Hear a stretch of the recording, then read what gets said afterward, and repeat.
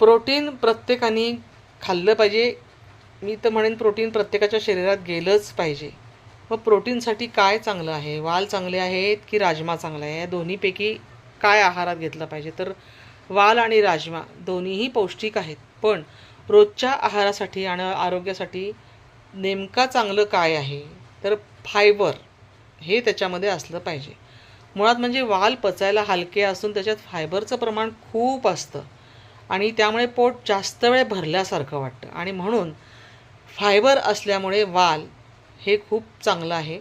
राजमामध्ये सुद्धा प्रथिने आहेत, लोह आहे, खूप उत्तम स्रोत आहे, पण त्यामुळे स्नायू आणि हिमोग्लोबिनसाठी सुद्धा ते फायदेशीर ठरतं. ही एक चांगली गोष्ट आहे. पण पचनाच्या दृष्टीने जर पाहिलं तर वाल ही राजमापेक्षा अधिक हलकी आहे.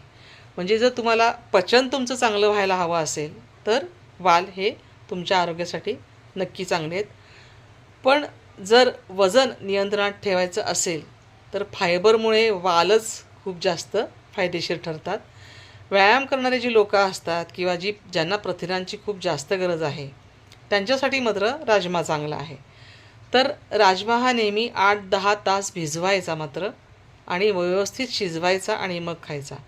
कुठलाही पदार्थ शिजवला चांगला गेला नाही तर त्याचे अपचनाचे त्रास सुरू होतात आणि त्यामुळे आपण नेहमीच कुठलाही पदार्थ असू देत शिजवूनच खायचा.